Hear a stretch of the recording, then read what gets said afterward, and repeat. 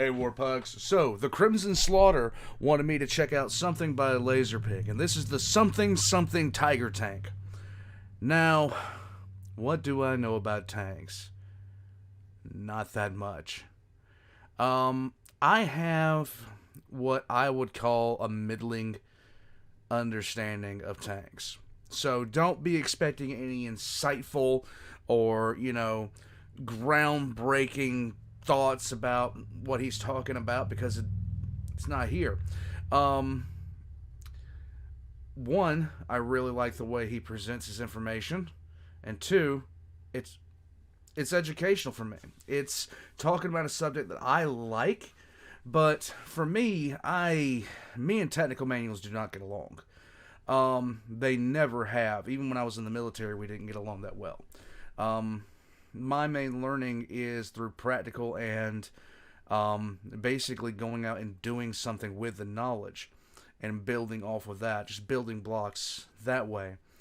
So I'll learn more from something like this than I ever would just sitting down with a technical manual, which some people think that you should do before you ever sit down and then apparently check out anything like this. But that's neither here nor there. I'm here because the pig is funny, and the pig is great.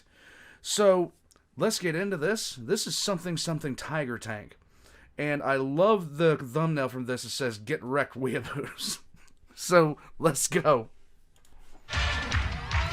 No. Don't remind me of this horror. This was actually a thing. I can't believe this was actually a thing.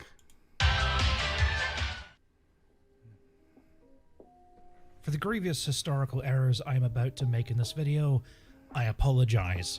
No, you History don't. is so often embroiled in fantasy and myth that untangling truth from fiction is rather like trying to move a rustling packet of meat-flavored snacks past an infinite amount of dogs. In theory, it can be done, but it does require a lot of time, patience, and the ability to resist the temptation to pet a dog. Now, thankfully, I am not immortal, and while I would love to do a video series that accurately depicts the entire Second World War as it happens, start to finish, dispelling every myth and misconception along the way, I have neither the remaining lifespan nor the mega yacht style funding required to undertake such a project. Mega yacht. While this video may limit itself to some of the more common misconceptions and not go into the more deep myths that so many people on the internet spend far too much time obsessing over, it is, to the best of the information and knowledge I have available to me at the time of recording, accurate. Of course, some people will inevitably believe otherwise and think that I'm wrong about everything. They do seem to get very, very angry about these sorts of things. So, as I charge towards you with my little rustling packet of facts, do be aware of the infinite tsunami of dogs behind me. Now that that's out of the way, allow me to introduce to you a very old friend and today's sponsor. Enjoy. Yes, World of Tanks.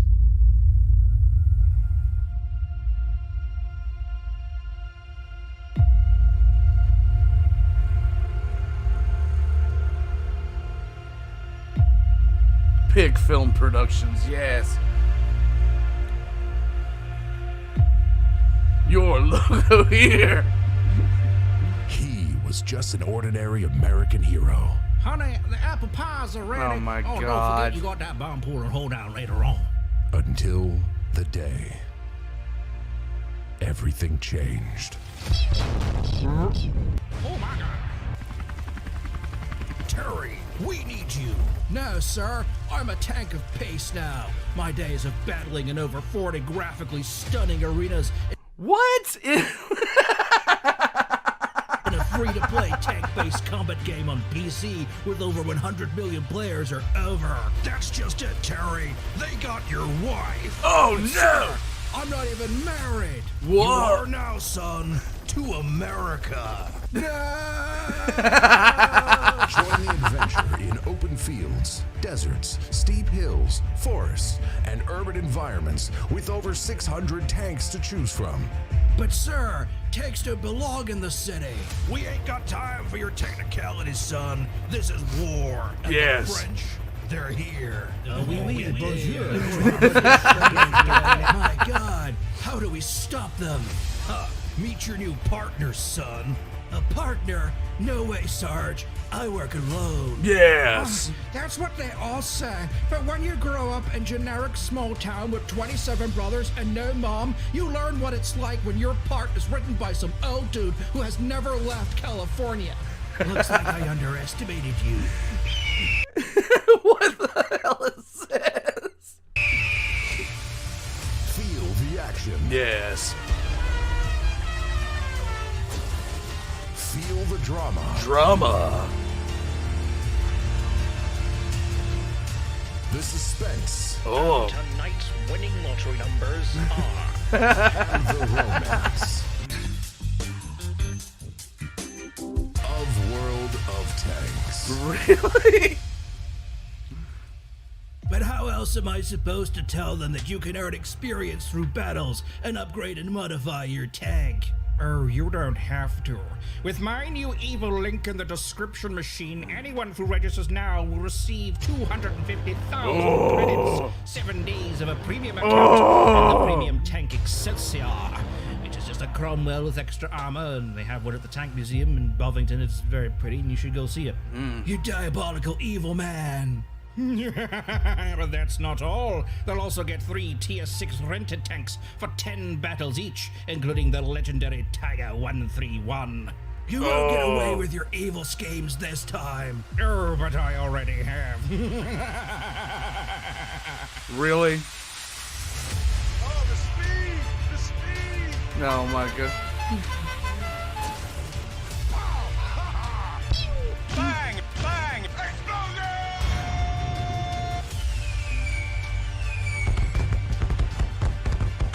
pow right in the kitchen. Yeah.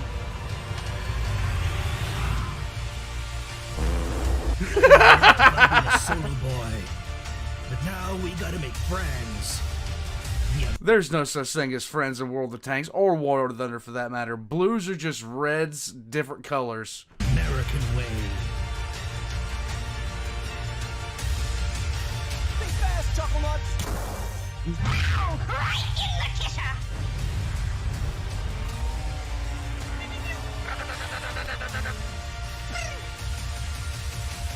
No. World of Tanks. Yes. Rated T for tanks. Yes.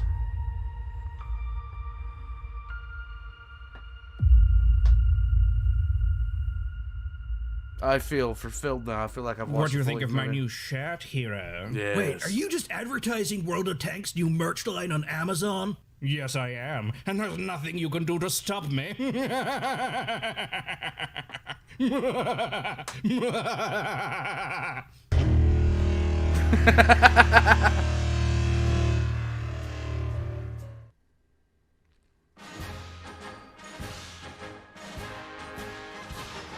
Arguably the most famous tank which ever existed. The German Second World War Tiger tank is a legend in its own right, and for good reason. No tank is more of a crowd pleaser it shows. No tank has children running and screaming at it from all angles, trying to touch it with their jammy fingers. No tank can sell tickets at events quite like it, and no tank has had such a devastating effect on the mythos of the Second World War as the Tiger. The 54-ton, 88mm equipped super tank.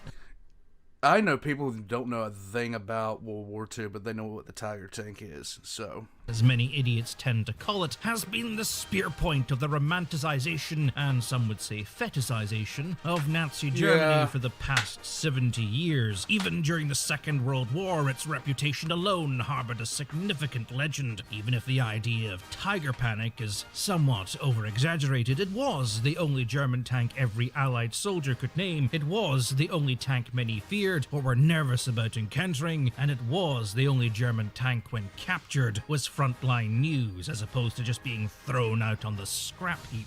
The Tiger has been at the vanguard of every Weebatorian's wet dream. Discussions of the godlike legends of German technology often start with the Tiger, and there are many people who still hold the belief that it could hold its own against the more modern tanks of the day. But of course, those people are something of a dying breed. Variables are not frequently as common as they once were, and one has to shine a torch into some of the darkest, cringiest places on the internet to find them. Whereas go back 5-10 years ago and you'd find them infesting every World War II forum, discussion tab, or chat screen of any war-related game. And of course, I could sit here and I could tell you that no, the Tiger tank is not the be-all and end-all of all Second World War tank designs. No, it was never the most advanced tank or the most powerful of the war. No, it cannot 1v1 a modern tank and expect to win regardless of who is in the commander's seat. And Yeah, I think that's kind of ridiculous.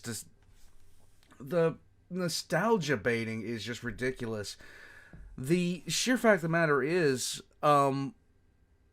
we improved on those designs for a reason. Now, of course, if you did take a tank from World War II and put it up against a modern tank, there stands a chance that tank could win.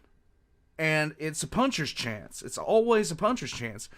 I mean, you could take somebody with a bow and arrow and give them the right set of circumstances, they're going to take down somebody with a sniper rifle.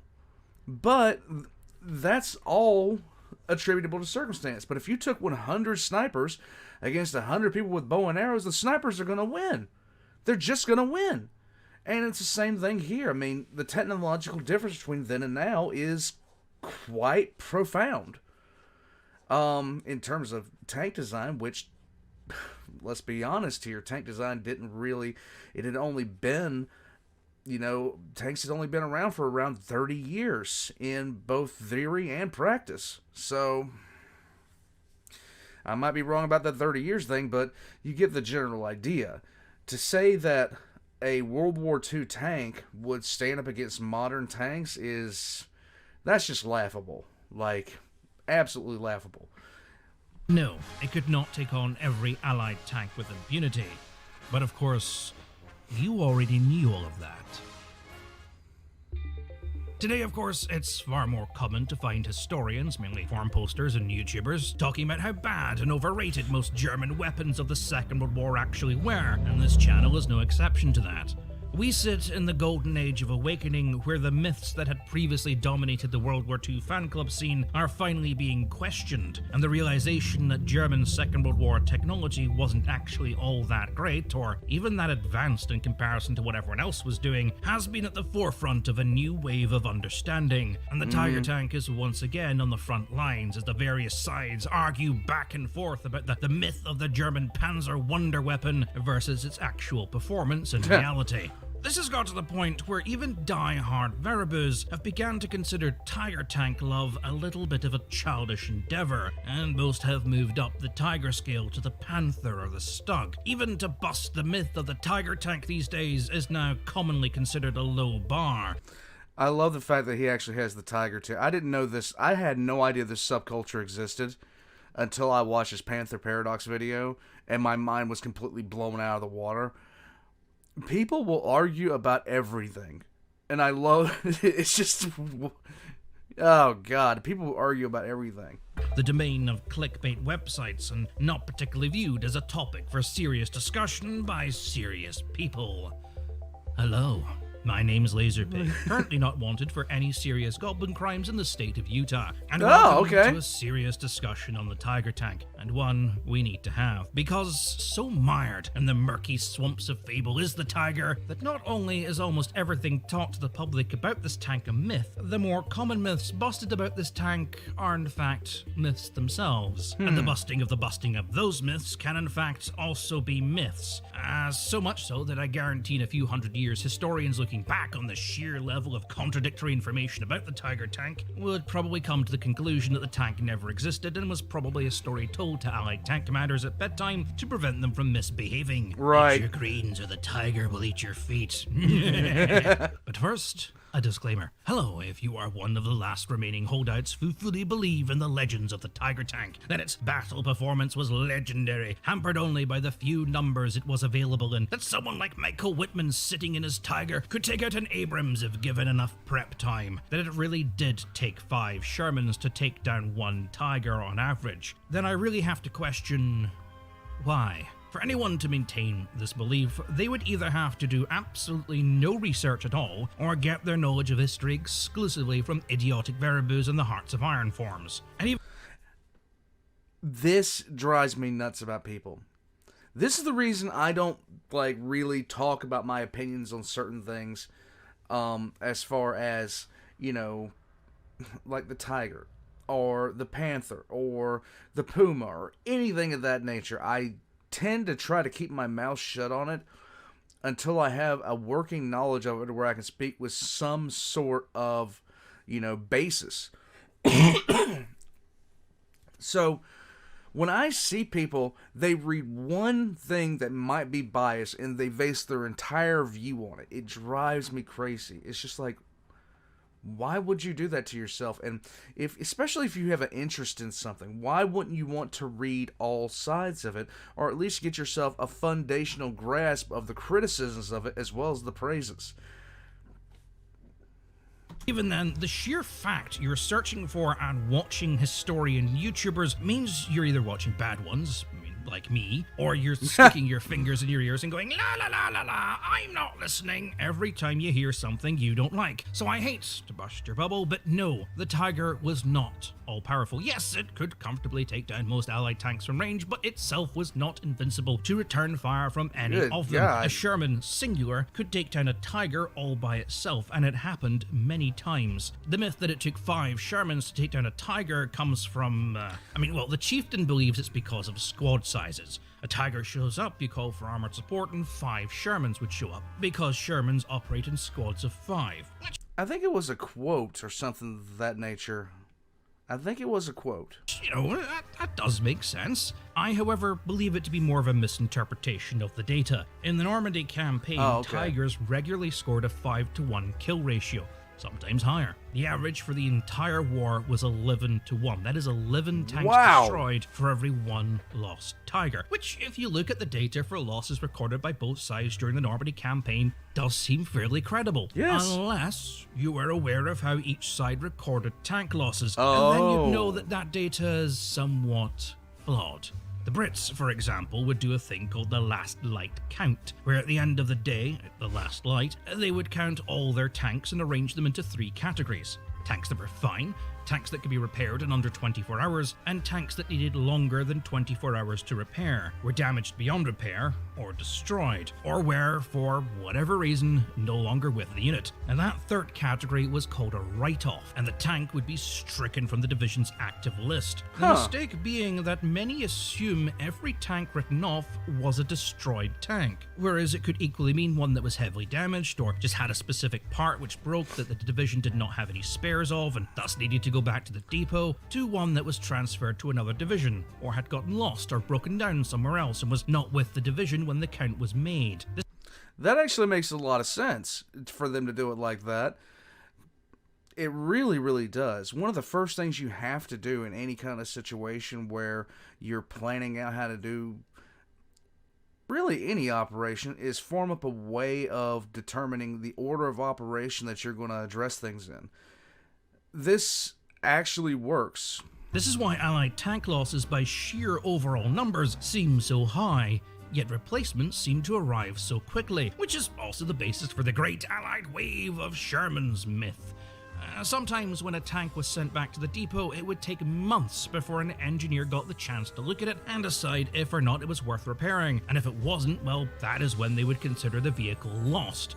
Which means that often the same vehicle would then be counted again in Allied vehicle loss stats. The Germans, on the other hand, were somewhat less keen to record tank losses. Often tanks which were damaged far beyond combat capability but not completely destroyed, and could technically technically be repaired were considered as still with the unit, even if there was no hope in actually repairing them. So a division that had 35 Tigers still with the unit might only actually have 12 capable of fighting, but they'd still record themselves as having 35, hence why the numbers seem so staggeringly against the Allies. Though to be fair, it wasn't just Tigers that were doing this. The 9th SS famously arrived in Normandy on June the 28th with over 70 Panther tanks. But by July, the 7th had just 19, with only 6 ever recorded as being lost. And by the time they'd fallen back to Holland in August, they had somewhere between 10 and 0. Again, with absolutely no recorded losses. This is why when someone says, "Oh, I'm a numbers guy, the numbers tell me everything," you're an idiot.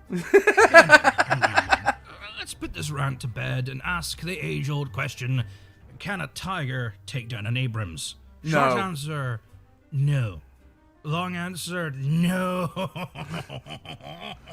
Fuck.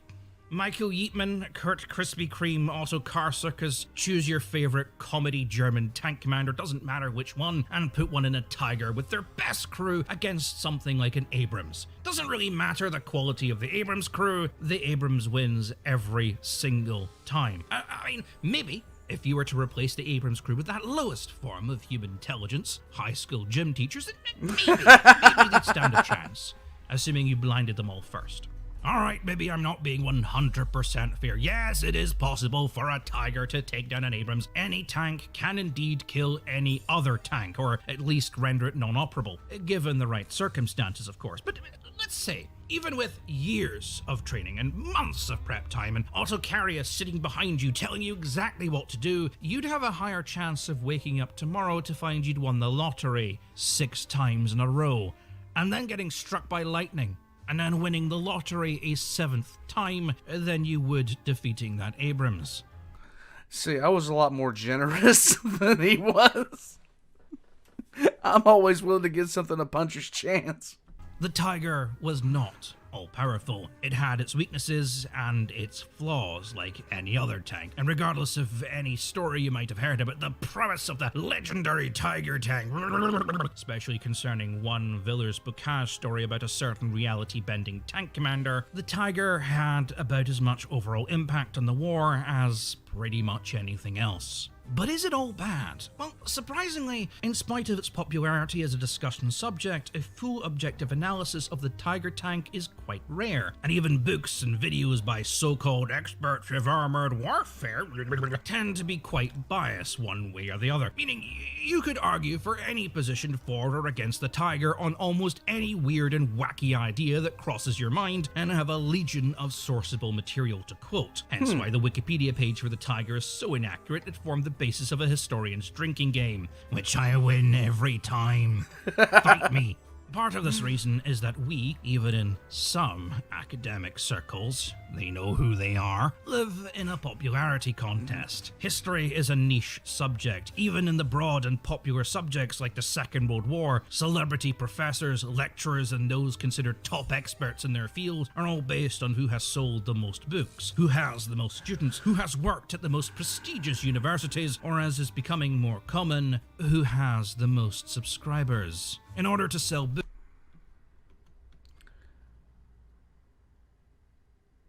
If that ain't a statement on society right now, I don't know what is. or to get those subscribers, one must tackle the big issues, the controversies, the popular subjects, Right. the ones that will draw in the most crowds. And the Tiger tank, well, that's your roller coaster at the fun fair. That's your top billed celebrity whose face is plastered all over your movie poster. Doing a book or a documentary or even a YouTube video on the Tiger tank is almost guaranteed views. And naturally, your view is going to be biased one way or the other, depending on which crowd you are appealing to. Now focus on its potential power and combat performance as a singular unit versus the lesser tanks of the Allies if you're appealing to the Veribus or everyone's dad, or the focus on it as an economic black hole, an overcomplicated, expensive machine that in spite of its much hyped prowess achieved very little, and whose costs of manufacturing may have even cost Hitler the war, depending on which school of thought you follow. There were a lot of things that cost Hitler the war. I'd be in shock if the cost of the building the Tiger tank was actually one of them. Argument I'm not going to get into, because it's stupid. But, says Spicy Burrito 69, top poster on www.daddyhitler, seriousdiscussiononly.com. T-34, you left out a controversial topic for review, and you pandered to an audience that shuts up. To be fair, I didn't expect that video to blow up in the way that it did, and when I made that video I had less than 1,000 subscribers. And now my most viewed video on the channel is one I had to rush somewhat because I'd just gotten back from visiting a sick family member overseas. I was physically exhausted and suffering from both depression and an ear infection, and I think it shows. The aspect ratio is bugged, the sound levels are wonky, and I'm constantly slurring my words.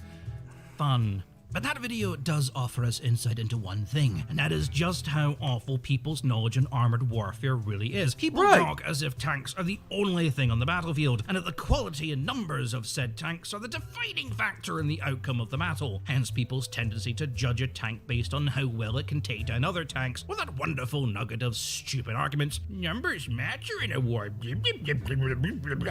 But I digress. Self-proclaimed armor warfare experts and historians on the Second World War, especially tank historians, will often argue over specifics: gun type, shell quality, engine horsepower, track width, as if these are the defining traits on how a tank operates in combat, but choose to ignore things like crew comfort, how easy it is to get the shells from the ammunition box and into the gun, how easy it is to see the battle from inside the tank, or even how easy it is to get out of the tank if it's on fire. Things that are generally more important on a battlefield and to the overall combat effectiveness of that vehicle than almost anything else. Probably because those things are not so easily Googled. I mean, yes, it helps if you have a better gun than your enemy. It helps if you have thicker armor and you can move just a little bit faster. But if you can't see your enemy because your sights are terrible, if you can't reload fast enough because the breech is in a weird place, or your gunner has to take his eyes off the sights or duck out of the turret in order to grab a shell, then honestly it doesn't really matter how good anything else is.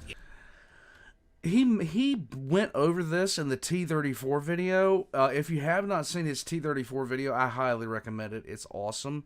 But he went over these secondary characteristics of the T-34 that are just...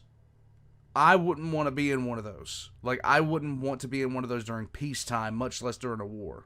You can sit there and you can name me as many different T-34 variants as you want and go over the gradual improvements each one made to the design, but the reality is the major factors which contributed to the T-34 performing poorly as a tank were never fixed in any variant. It didn't matter how big the gun got, or if they changed to the better filters, or even if there was a slope on the side to knock the track pin back into place, which you all only know about because the Chieftain mentioned it in a video once, and that's not a World War II model T-34. The things that really mattered, the things that the crew needed to perform effectively, sights, ergonomics, comfort, were never fixed in any variant of the T-34. The crew of the T-34 were not going to survive combat any better because their tank had the improved cyclone filters installed. I actually love how everyone was spewing all over the comments about how I don't know that pressed and rolled steel is better than cast, blah blah blah blah blah. And someone asked the Chieftain to confirm it, and he basically agreed with me. I'll reiterate. Shut up. Historians know better than you. So where does that leave us and our humble little tiger tank? Well, firstly, we need to understand that the views of many who study tanks is typically wrong. I could do as I did with the T-34, go over every aspect of the tank and explain why it sucked, and honestly, that would be the easiest thing to do. The 88mm, for example, not as good as you think it is. The Tiger's armor, comparatively thin when considering tanks of 1944, nor is it particularly well angled. The oil tanks were prone to leakage, the engine needed to be turned over every hour or so as trying to move the tank from a cold start had a good chance of snapping the transmission, and so on and so forth. But as we've just learned, there's a lot more to a tank's performance than just simply naming the stuff it has. Yes. Let me give you an example.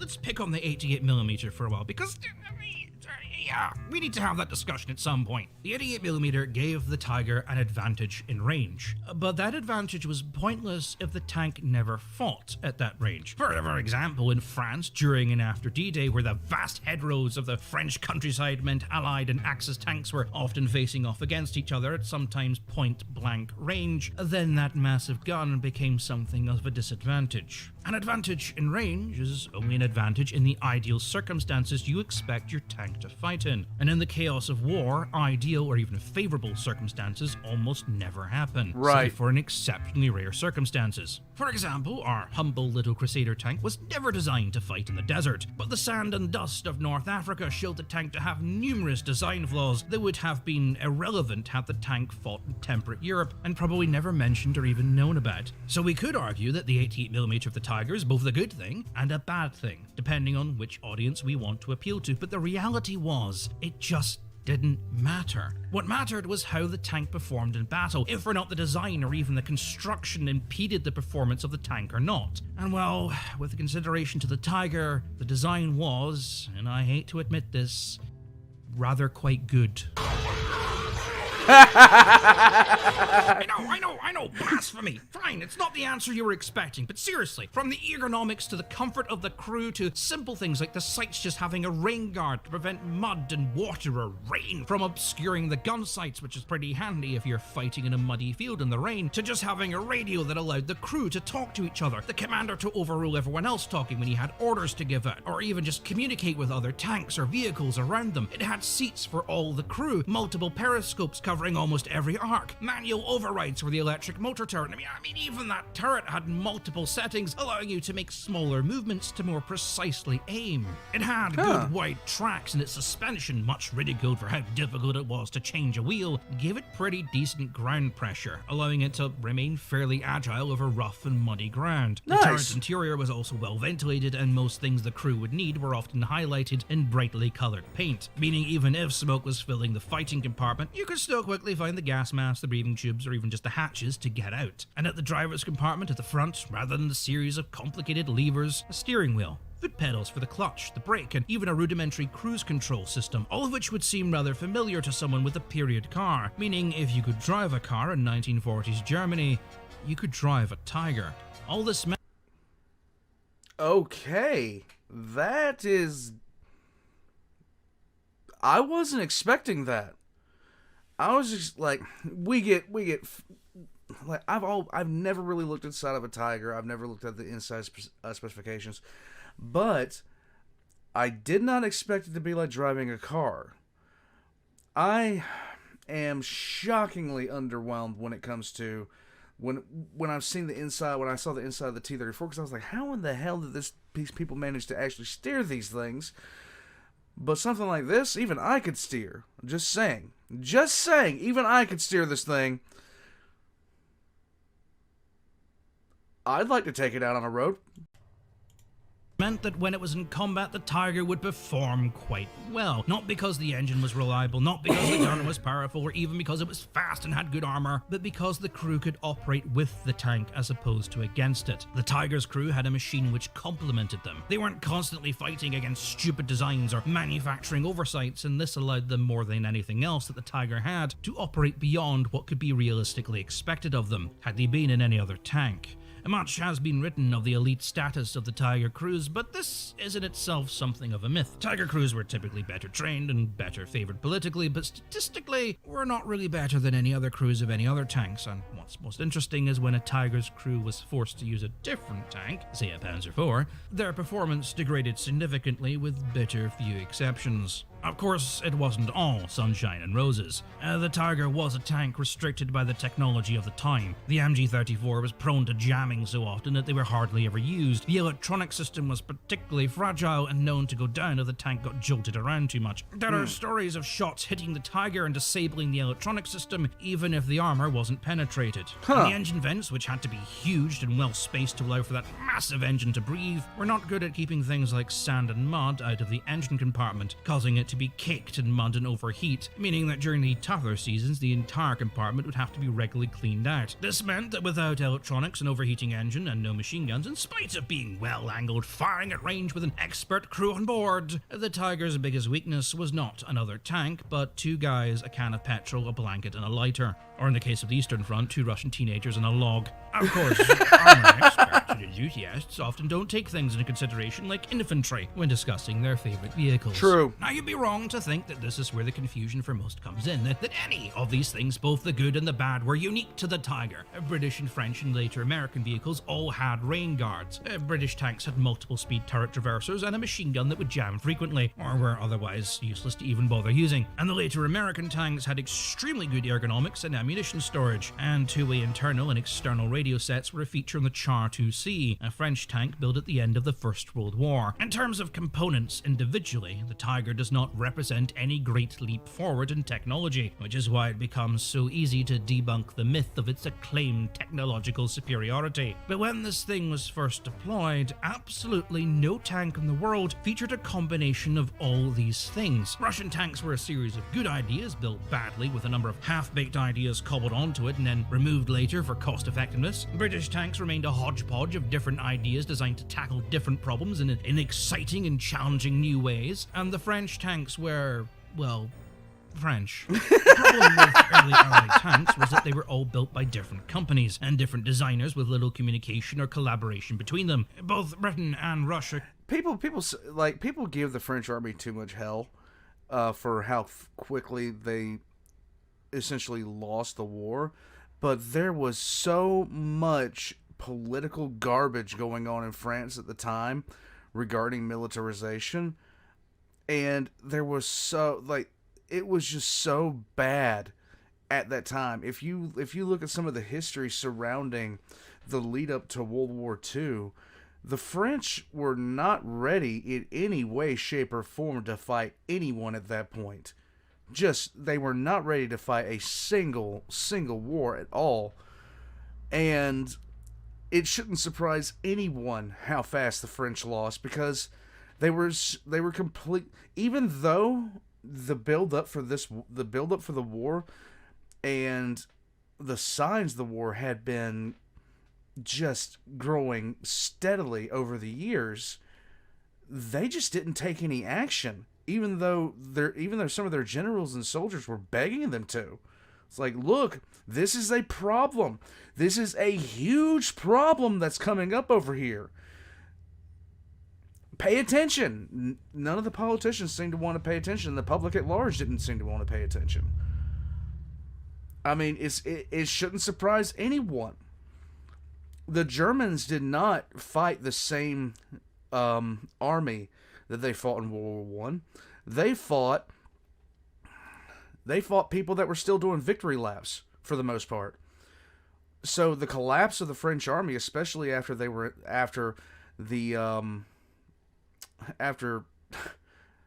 entire I'm an idiot. I'm going to say this, and I know I'm going to screw up the Maginot Line. After that was circumvented, I mean, the collapse of the French army was just it was a foregone conclusion. I know I screwed that one up. I'm an idiot, but that's okay. Could have easily taken a step back, look at what worked in a tank and what didn't, and combined all their experience and ideas into one vehicle. And in a way they eventually did, but their circumstances forced them to rush out what little designs they had, flaws and all. The Tiger, on the other hand, combined all the soft factors which had worked well in other designs, or had been tested on previous prototypes, into one solid vehicle. And while it had its problems, it is somewhat impressive that Germany was able to get its shit sorted out and design something like this in the very early stages of the war. So now we must ask ourselves the question, if it's so good, why is it so bad? Out of the I want to hear what he 1,300 says. Tigers built, 7 survived the war. Only 1 is still in operation, and there is a reason for that. In spite of its higher than average performance in battles, where it failed was its overall tactical performance in a war.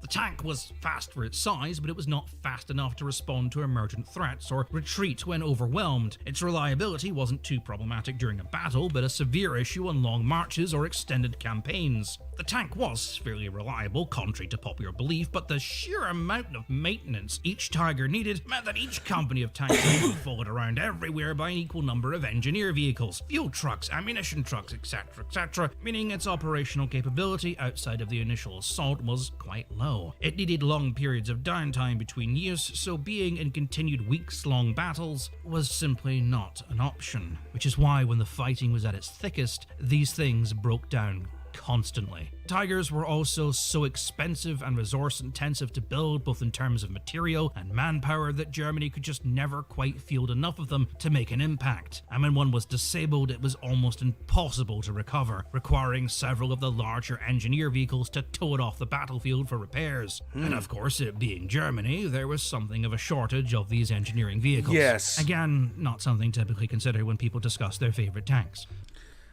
The Germans were still using horses for the most part. But the ultimate problem was not the design of the tank itself, but in the concept of heavy tanks as a whole. Heavy tanks seem like a brilliant idea. The ultimate expression of power, a war machine capable of overpowering anything it comes across. Because if I have a tank on the battlefield, I need it to be the most powerful it can ever be. Which, if you're a child, is exciting. And in a world where tanks only fight other tanks, the theory is sound. But in reality, it's a disaster waiting to happen. The biggest problem with the Tiger and with heavy tanks and related super weapons as a whole is they tend to be quite rare, and their use is almost exclusively held for special operations and important or highly significant battles. This means that your enemy can get something of an unfair advantage when it knows where they are. Let me put it like this. Let's say you're initiating a three-pronged attack, forcing your enemy to split their forces defending 3 separate points. Now, 2 of these points are a distraction, but your main force, the one that you're pinning all your hopes on, now that's got your top commander, that's got your elite crews with your heaviest tanks spearheading the assault. And now your enemy knows where to I concentrate love the fact he had a Lehman Russ in there. its fire. Sure, your other forces may push through and possibly win small battles here and there, but at the cost of all your best and most powerful units. This is the risk of any super weapon. It doesn't matter how powerful it gets. Your enemy is going to concentrate everything on taking it down, and they will likely succeed. And is that a cost you can really endure? Constantly wasting time and resources producing replacements for vehicles which ultimately achieve very little than be a bullet magnet distraction. And this was the Tiger's main problem. When one showed up, the Allies were pretty much at liberty to dictate how it was handled, and could, and probably would, throw everything they had at it, and there was little the Tiger could do to withstand that. The Allies didn't need a Thunderbolt or a Firefly running across all of France to deal with a Tiger anytime one showed up. Anything, absolutely anything they had could deal with one. In one famous incident shortly after D-Day, a Tiger on recon popped a hill to inspect where they thought an Allied advance might come from, and came face to face with 30 Sherman tanks, all of You came to the wrong neighborhood. whom immediately opened fire. The Tiger was hit 12 times, and though none of these shots penetrated the armor, it knocked the electronics out, it caused the engine to catch fire, and the crew were forced to bail. And this is sadly the fate of almost every Tiger built. The Tiger represented a combination of great ideas that came close to creating a solid, brilliant tank, but it lacked refinement, and would continuously be hampered by the regime it was built to serve. Emphasis was always placed on everything being bigger and larger and more impressive, more armor, a bigger gun, built and painted to look impressive for the propaganda cameras. But for all the reputation of the equally revered King Tiger and Panther, both, in my own opinion, represent a step backwards in tank design. Both were designed to solve problems that had already been solved. Both were designed to take advantage of exotic materials that Germany either had little or no access to, and thus were hampered by shortcuts and workarounds in their design. Neither tank would refine the design of the Tiger or really go on to solve many of the problems that arose during its service, and both would be crippled by serious design flaws and oversights, many of which would require expensive overhauls or redesigns to fix. With all this being said, I wonder what his opinion on the best tank in World War II would have been. Some of which would just never be fixed at all. For all the brilliance in its design, the Tiger would never achieve the same level of combat capability as the Sherman. The Americans would build the Sherman based not only on their own experiences, but the experiences of both the French and the British, making it a tank that was, for one of the first times on the Allied side, something that was built on the experiences of what worked and what didn't, without relying on the eccentricities of the design team, as well as a generous amount of trial and error. Granted, the technical capabilities of the Sherman may now be somewhat overhyped due to the somewhat overzealous correction of the World War II mythos in recent years, but I digress. The Tiger has had something of an unfair life. Post-war, it became the pseudo-celebrity of the tank world, and for years it was worshipped as such, becoming an icon that inspired hundreds of lazy writers to cash in on Tiger craze, selling books and documentaries and whatever that portrayed the Tiger as an invincible monster that terrified the Allies and whose eventual defeat was down to the Nazis' overconfidence versus the pluckiness, brilliance, or heroics of the Allies. In more recent years, it has flipped. Having now realized the stories they were spoon-fed as children are bullshit, this new generation of amateur historians have grown to find that the fabled Tiger is not all it was dreamed to be, and thus any aspect of it becomes a myth to be debunked, as the narrative has changed to the overcorrection of the Tiger's actual performance, to which now any story of it sowing chaos behind the enemy lines is laughed out of the room, even if it is objectively true. At the end of the day, the Tiger is an early example of a tank, a product of 1940s technology, which in spite of many beliefs does not include laser guns and anti-gravity engines. It is, by all accounts, an impressive vehicle by design, though not suited for mass production, especially at the hands of a regime to which the phrase German engineering meant inefficiency through overcomplication and interdepartmental rivalry, and automation meant get the slaves to do it. The Tiger is nowhere near the weapon it is typically hyped up to be by the common or garden variable, but it is also not as bad as the modern day argument would have you believe. It's rather like meeting your favorite celebrity in real life. Brilliant from a distance, but not someone you'd want to be stuck in an elevator with. Anyway, I'm very drunk and also very unwell. My name's Lazerpig, and this has been a video.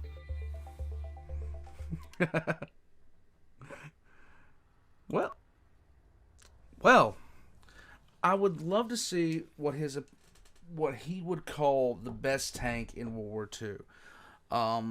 What he would actually believe it to be. I said that a little bit ago, but I stand by that. I'd like to see what his opinion for the best tank of the war would have been.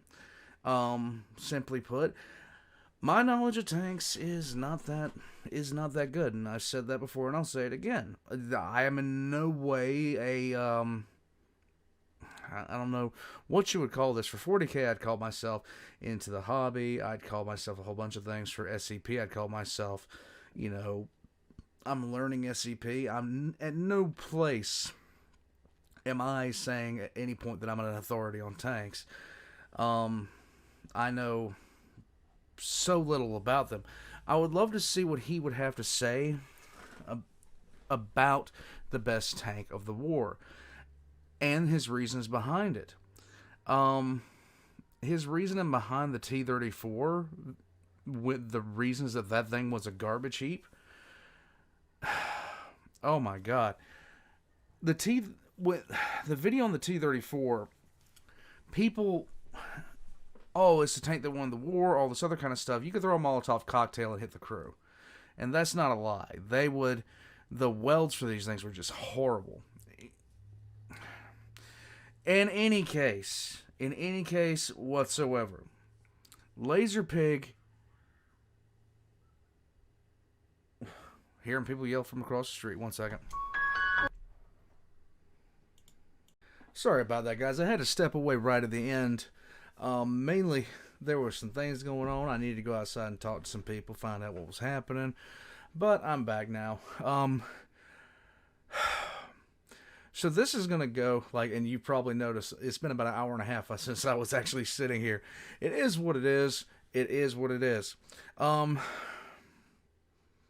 Lazerpig is one of those people that I would love to sit down and have a beer with and just let them talk about things that they're interested in. Mainly because he seems like the kind of person I'd get along with really, really well. I'd love to hear his thoughts on the Lehman Russ battle tank from 40K. I would absolutely love to hear his thoughts on the Baneblade, because it is everything he's talking about in there. In any case, I'm going to wrap this up because I've been gone for a little bit. And, yeah. Guys, go check out Lazerpig. If you want to play World of Tanks, use his link.